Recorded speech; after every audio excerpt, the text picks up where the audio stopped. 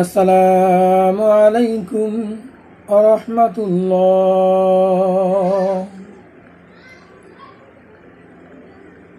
আলহামদুলিল্লাহ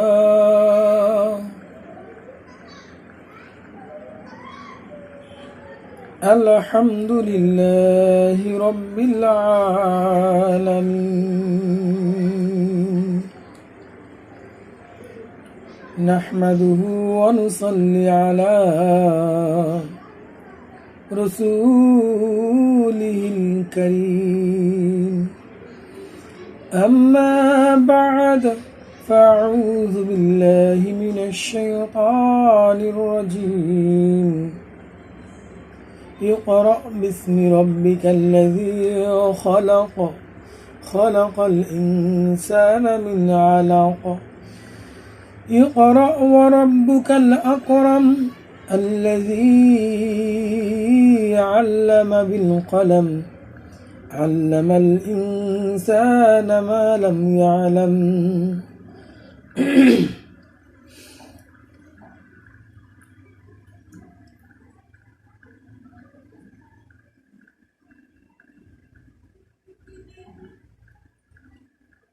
সকল প্রশংসা মহান আল্লাহ রাব্বুল আলামিনের দরবারে, যিনি আমাকে এত নেয়ামত রাজি দান করেছেন, এত নেয়ামত দান করেছেন। এই নেয়ামতের শুকরিয়া আদায় করে আমি এই অধম বান্দা শেষ করতে পারবো না। এত নেয়ামত রাজি আল্লাহ রাব্বুল আলামিন দান করেছে।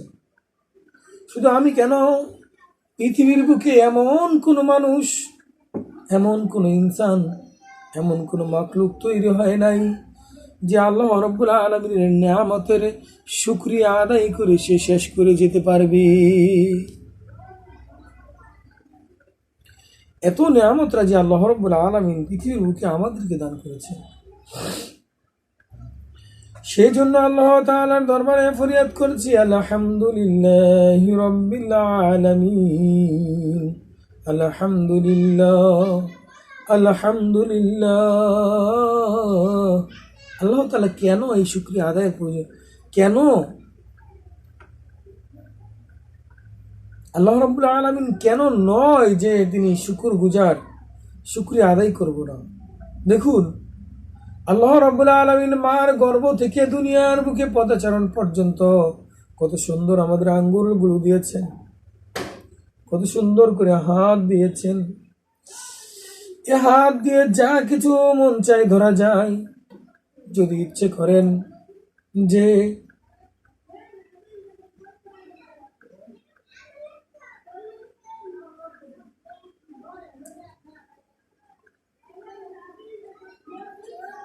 যদি ইচ্ছে করেন যে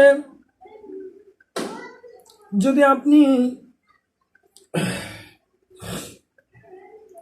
যদি ইচ্ছে করেন আপনি আমার এই আল্লাহ রাব্বুল আলামিনের এই শুকর গুজার, আল্লাহ রাব্বুল আলামিনের নিয়ামত থেকে আপনি বাহিরে বসবাস করবেন। পৃথিবীর বুকে এমন কোনো মানুষের তৈরি হয় নাই, এমন কোনো মানুষ কিয়ামত পর্যন্ত তৈরি হতে পারে না যে আল্লাহ রাব্বুল আলামিনের নিয়ামতের শুকর গুজার, আল্লাহ রাব্বুল আলামিনের নিয়ামতের ভিতরে সে থাকবে না। সেই জন্য আমি বলবো, সর্ব অবস্থায় সর্বহালতে আল্লাহ রাব্বুল আলামিনের শুকরিয়া আদায় করুন। কেননা দুটো চক্ষু দিয়েছেন। দেখুন, চোখের ভিতরে যদি একটু প্রবলেম হয়, লক্ষ লক্ষ টাকা চলে যায়, হাজারো হাজারো টাকা চলে যায়, তবু আমরা এই নেয়ামতের শুকরিয়া, তারপরও আমরা ওই চক্ষুকে আল্লাহ রাব্বুল আলামিন যেইভাবে দিয়েছিলেন সেইভাবে কিন্তু এটাকে করতে পারি না। ডাক্তারের কোনো ক্ষমতা নাই, ঔষধের কোনো ক্ষমতা নাই রোগ সারানোর জন্য। যাই হোক, আজকের যে মূল আলোচনা, সে আলোচনার দিকে চলে যাই। সেই জন্য আমি বলবো, সর্বদা সর্ব অবস্থায় আল্লাহ রাব্বুল আলামিনের শুকর গুজার বান্দা হিসাবে আমাদেরকে আল্লাহ রাব্বুল আলামিনের দরবারে থাকতে হবে।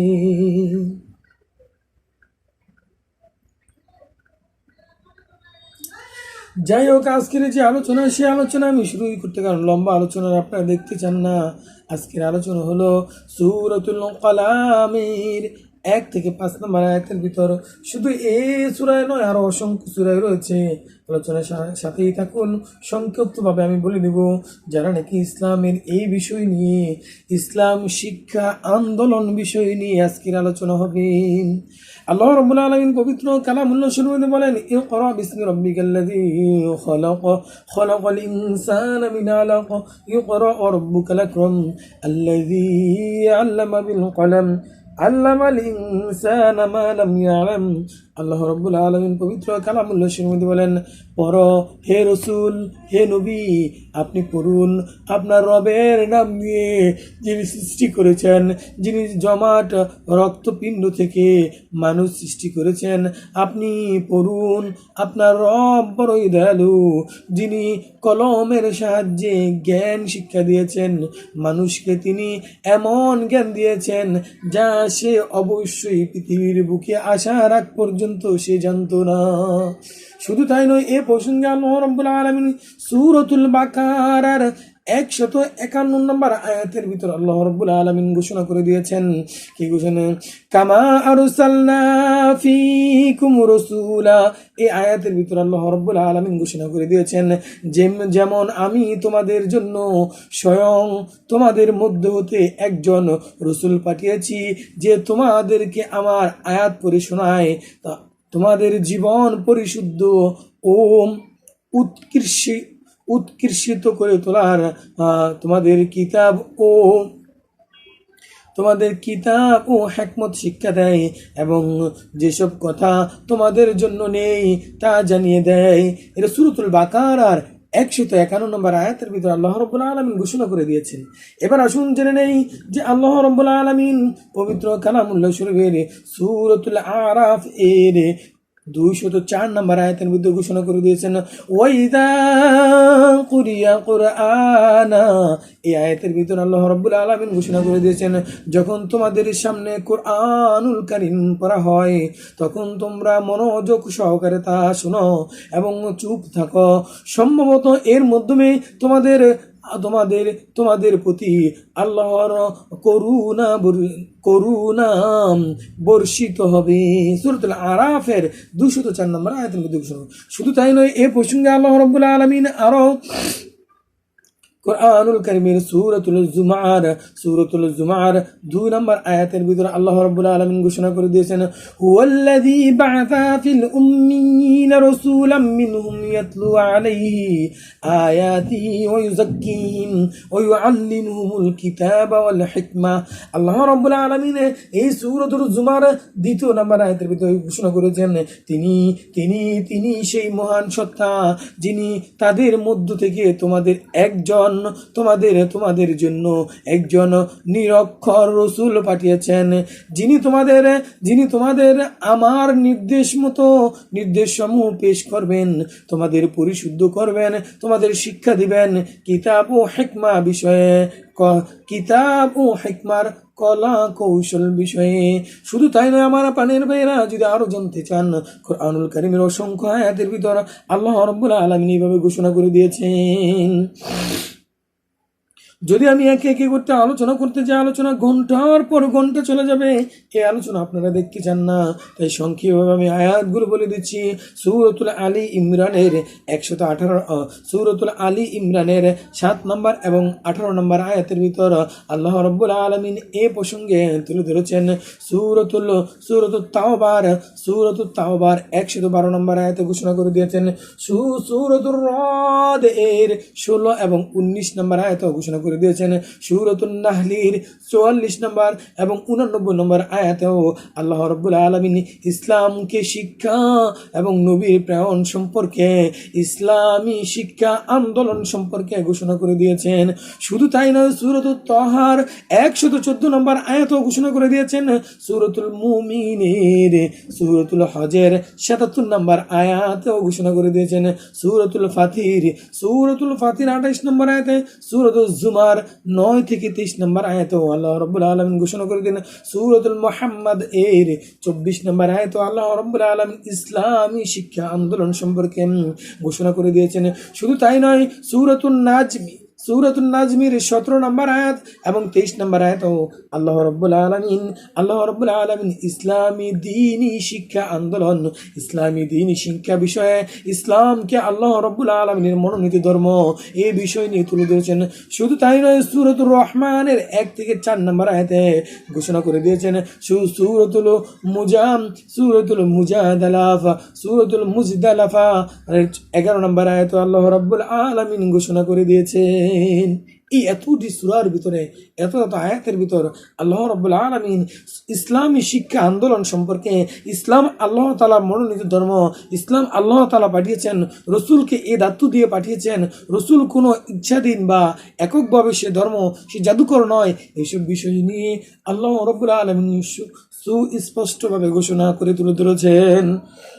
শুধু তাই নয় আমার পানির ভাইরা, যদি আপনারা আরো জানতে চান বিশ্বনবী মুহাম্মদ রাসূলুল্লাহ সাল্লাল্লাহু আলাইহি সাল্লাম অসংখ্য হাদিস রয়েছে। এই হাদিসের ভিতরে তিরমিজি শরীফের একটি হাদিস আমি ঘোষণা করতেছি। হযরত আনাস ইবনে মালিক রাদিয়াল্লাহু তাআলা আনহু থেকে বর্ণিত, তিনি বলেন রাসূল করিম সাল্লাল্লাহু আলাইহি সাল্লাম ইরশাদ করেছেন, যে ব্যক্তি ইলম বা জ্ঞান অন্বেষণের বের হয়, সে ফিরে না আসা পর্যন্ত আল্লাহর পথেই থাকে। তিরমিজি শরীফ হাদিস দ্বারা স্পষ্টভাবে ঘোষণা করে দিয়েছেন। শুধু তাই নয়, এই প্রসঙ্গে আবু হুরায়রা রাদিয়াল্লাহু তাআলা আনহু বর্ণিত, তিনি বলেন তিনি বলেন বিশ্বনবী মুহাম্মদ রাসূলুল্লাহ সাল্লাল্লাহু আলাইহি সাল্লাম বলেছেন, মানুষ যখন মারা যায় তখন তিন প্রকার আমল ব্যতীত তার সকল আমলের পথ বন্ধ হয়ে যায়। 1 নম্বরে সদকা জারিয়া, দুনিয়ার বুকে আপনি যখন বসবাস করেছিলেন তখন যা দান করে গিয়েছিলেন, ওই দানের একটা মুজেজা, দানের একটা নেক হালাল ইনকাম থেকে হতে হবে। কিয়ামত পর্যন্ত আপনার আমল নামায় যেতে থাকবে। আর এমন জ্ঞান যা দ্বারা উপকার লাভ করা যায়, জ্ঞান লাভ করা যায় একজন মুমিন বান্দার, একজন ঈমানওয়ালা বান্দার, একজন জ্ঞানী ব্যক্তির সকল যত এলেম রয়েছে সবগুলো দ্বারাই জ্ঞান লাভ করা যায়। এমন নেককার সন্তান যে তার জন্য দোয়া করে, মুসলিম বাবু মা, যাই হোক, এমন নেক সন্তান মৃত্যুর পর পিতামাতার জন্য দোয়া করুন, রব্বি রহমহুমা কামা রাব্বায়ানি সগীরা। এমন নেক সন্তান যদি আমরা রেখে যেতে পারি, তাহলে আল্লাহ রাব্বুল আলামিন আমাদেরকে এই 3টি সদকা জারিয়া যে 3টি রয়েছে, 1 নম্বর দান খয়রাত, 2 নম্বর হলো এমন ইলম, যে ইলম দ্বারা আপনি নিজে পড়েছেন, আপনি শিক্ষা দিয়ে গেছেন।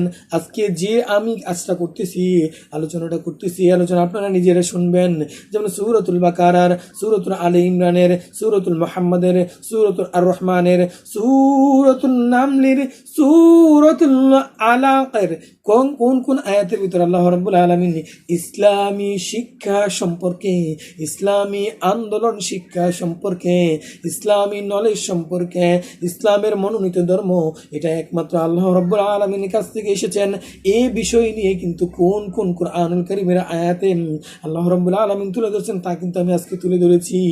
এই যে আজকের যে আলোচনাটা, আমি কিন্তু মৃত্যুর পরে কিয়ামত পর্যন্ত আমার আমল নামায় কিন্তু এটা সদকা জারিয়া হিসেবে যেতে থাকবে। এর জন্য আমি আপনাদের কাছে একটা অনুরোধ করে যাচ্ছি, আপনারা যখন দ্বীনি ইলমের এই অংশটুকু জানবেন, আপনার বন্ধু বান্ধব, আপনার আত্মীয় স্বজন, আপনার প্রতিবেশী যারা রয়েছে তাদের কাছে কিন্তু অবশ্যই এটা পৌঁছে দিবেন। শেয়ার করে হোক, কথা বলে হোক, অথবা যেভাবে হোক আপনি কিন্তু পৌঁছে দিবেন। এই দায়িত্ব কিন্তু আমি আপনার জন্য রেখে গেলাম। কেন আমি যেমন কিয়ামত পর্যন্ত নেক পেতে থাকবো, কিন্তু বিনা স্বার্থে করতে হবে। এই প্রসঙ্গে হযরত আবু হুরায়রা রাদিয়াল্লাহু তাআলা আনহু থেকে আরো একটি হাদিস, তিরমিজি শরীফের হাদিস, তিনি বলেন রাসূল করিম সাল্লাল্লাহু আলাইহি সাল্লাম বলেছেন, যে ব্যক্তি ইলম হাসিল করার জন্য কোনো পথ চলে, আল্লাহ তাআলা তার জন্য জান্নাতে যাবার পথ সহজ করে দেন। এই জন্য আল্লাহ রাব্বুল আলামিন যেন আজকের যে আলোচনা করলাম, এই আলোচনার উপর আমি এবং আপনাদের সকলকে যেন আল্লাহ রাব্বুল আলামিন আমল করার তৌফিক দান করেন। আজকে তো ইসলামী শিক্ষা আন্দোলন সম্পর্কে সংক্ষিপ্ত আলোচনা করলাম। আল্লাহ যদি তৌফিক দান করেন এই বিষয় নিয়ে একটা বিস্তারিত আলোচনা করব, সেটা ঘন্টার ঊর্ধ্বে রিভিউ চলে যাবে, ঘন্টার অর্ধে আলোচনা চলে, ঘন্টারও বা কতক্ষণ হবে জানি না, তবে সর্বনিম্ন ঘন্টাখানেক হতে পারে। আল্লাহ যদি তৌফিক দান করেন আমি ওই আলোচনাটা তুলে ধরবো যে ইলমি দিন শিক্ষার ফজিলত কি, ইলমি দিন শিক্ষা করলে আমাদের কি কি মর্তবা রয়েছে। আল্লাহ রাব্বুল আলামিন যেন তৌফিক দান করেন ও এই কামনা রেখেই আর সকলের সুস্থতা এবং সকলের ইহলৌকিক সকল ধরনের মঙ্গল এবং পরকালীন সকল ধরনের মঙ্গল কামনা করেই আমি আজকের আলোচনা থেকে বিদায় নিচ্ছি। বিদায় নেওয়ার আগে সবার কাছে একটা অনুরোধ জানাচ্ছি, যারা নাকি আজকে এই আলোচনাটি নতুন শুনলেন তাদেরকে জানাই অসংখ্য ধন্যবাদ। অবশ্যই এই আলোচনার সাথে থাকবেন, আর সাথে থাকতে হলে আপনাদের কি কি করতে হয় সেটা আপনাদের জানার বিষয় রয়েছে। আপনারা জানেন, মন চাইলে করে নেবেন, মন না চাইলে না করবেন, আমি কোনো আপত্তি করব না। তবে আলোচনা যদি আপনারা সাথে থাকেন, সাথে থাকার জন্য যে কাজটা রয়েছে একটা বাটনে ক্লিক করতে হয়, ওই বাটনে ক্লিক করেই থাকবেন, কেননা আমার আলোচনার ভিতরে আপনাদের আমাদের সকলের ফায়দা রয়েছে। সকলের ইহলৌকিক সকল ধরনের মঙ্গল এবং পরকালীন সকল ধরনের মঙ্গল, সকলের ইহলৌকিক সকল ধরনের বিপদ আপদ থেকে এবং পরকালীন সকল রকমের বিপদ আপদ থেকে যেন আল্লাহ রাব্বুল আলামিন আমাদেরকে হেফাজত করেন, এই কামনা ব্যক্ত রেখেই আমি আজকের আলোচনা থেকে বিদায় নিচ্ছি। আসসালামু আলাইকুম ওয়া রাহমাতুল্লাহি ওয়া বারাকাতুহু।